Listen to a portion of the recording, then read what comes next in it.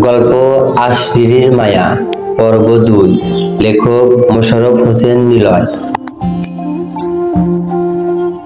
Rocky gymnasium থেকে ফেরার পথে ওর চোখ স্থির ও বিস্ফোরিত হয়ে গেল, কেননা ওর সামনে দিয়ে একটা বাস যাচ্ছিল আর বাসের পেছনের দিকে তুলির মতো একটা মেয়ে বসেছিল।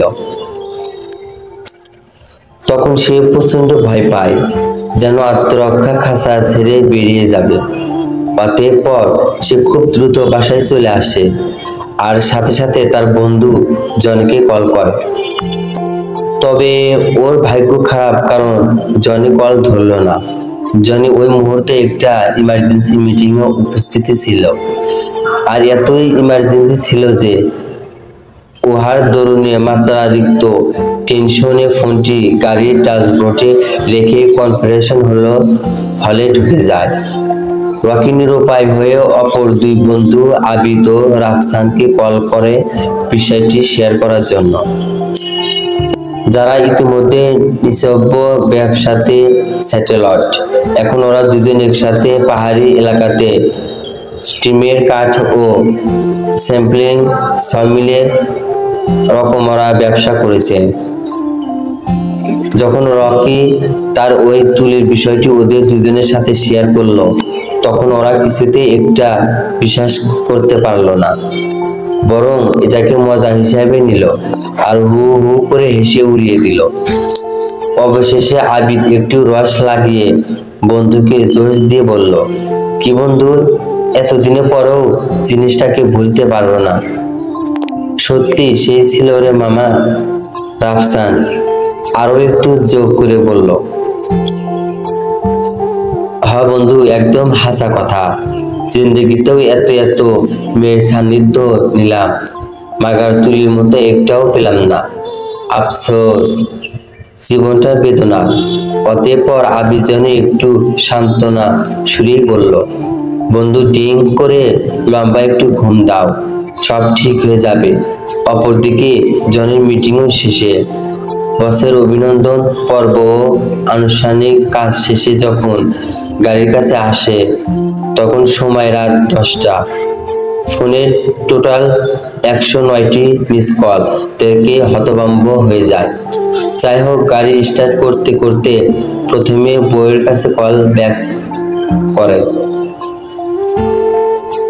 সরি বেবি, এক্সাইটেড এর জন্য মোবাইল গাড়িতে রেখেই মিটিংয়ে অ্যাটেন্ড করে ফেলেছিলাম। Mrs Tumpa, it is okay, but briefing কেমন হলো? জনি, ওহ বেবি, জাস্ট ফ্যান্টাস্টিক। এমন একটা ব্রিফিং হয়েছে যে বস থেকে শুরু করে সবাই খুব খুশি। টুম্পা, অভিনন্দন, কিন্তু আমাকে টিট দেওয়ার কথা একদম ভুলে যেও না। তুমি তো আবার এটুক বলেই থেমে গিয়ে কিছু একটা ভেবে আবার পুনরায় বলল, আর হ্যাঁ, তোমার বন্ধু রকি বাসার ল্যান্ড ফোনে কল করেছিল।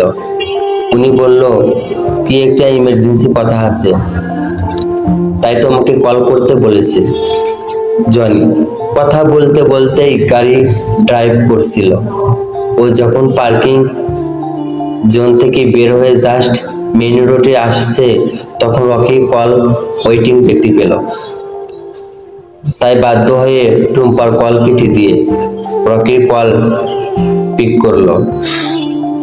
এমন সময় গাড়ির পিছন দিকে থেকে একটা ট্যাগ সজোরে ধাক্কা দিয়ে পাশ কাটিয়ে চলে যায়।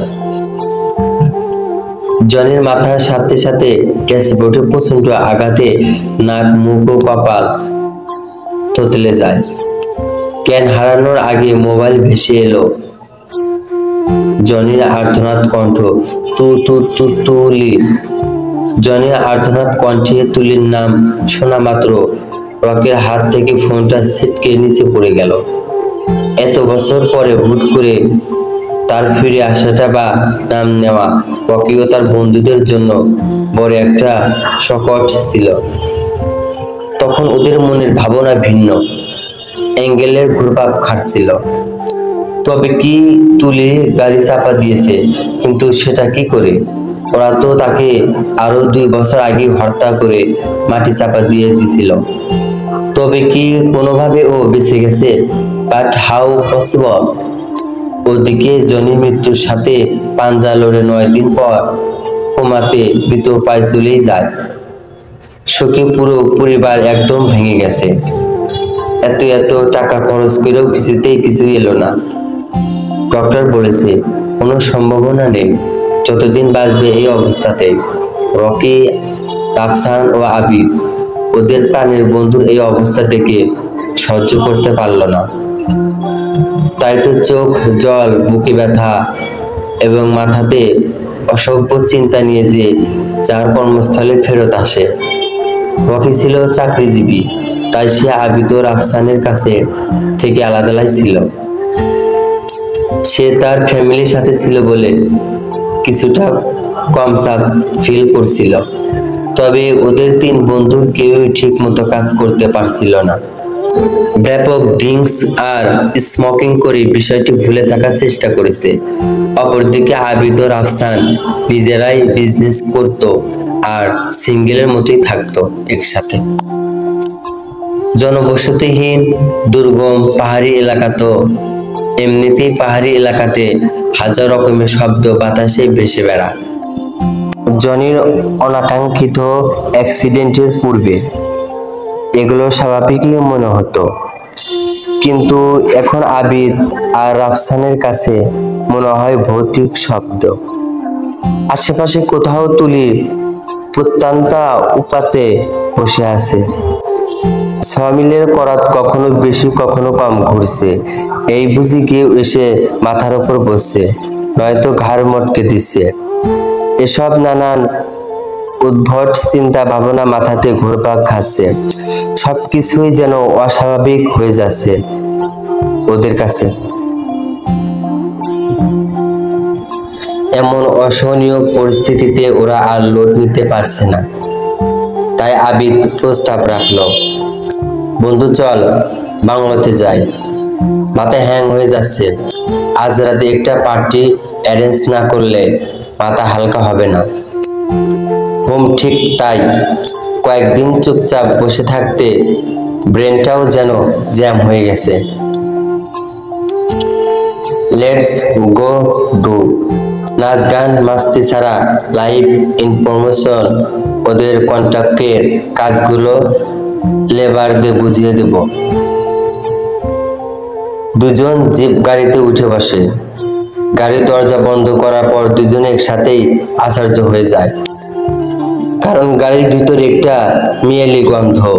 আবিদ তরিং বলে ওঠে, কি বন্ধু? পার্টির নাম মুখে আনতেই না আনতেই অ্যাকশন শুরু হয়ে গেছে। এই মাস্তি ফানি কথা বলতেই দুইজন হু হু করে হেসে উঠল। অতঃপর রাফসান গাড়ি স্টার্ট করে এক্সেলেটর দাবিয়ে ধরে আর গাড়ি সাই সাই করে ছুটতে থাকে। ওদের মিল থেকে বাংলোর দূরত্ব 5 থেকে 6 কিলোমিটার হবে। হাই স্পিড গাড়ি চলছে, যেন হাওয়াতে ভেসে। হঠাৎ করেই রাফসানের মনে হলো গাড়ির ব্রেকে কাজ করতেছে না।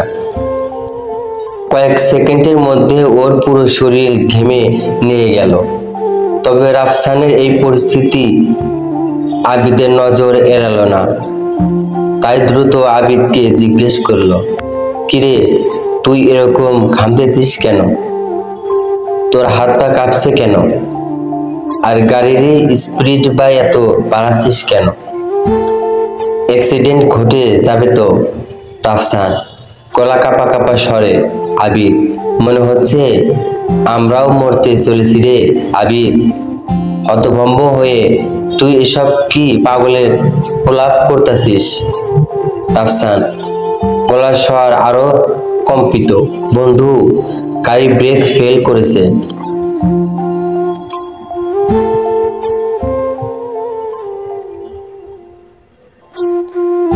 চলবে।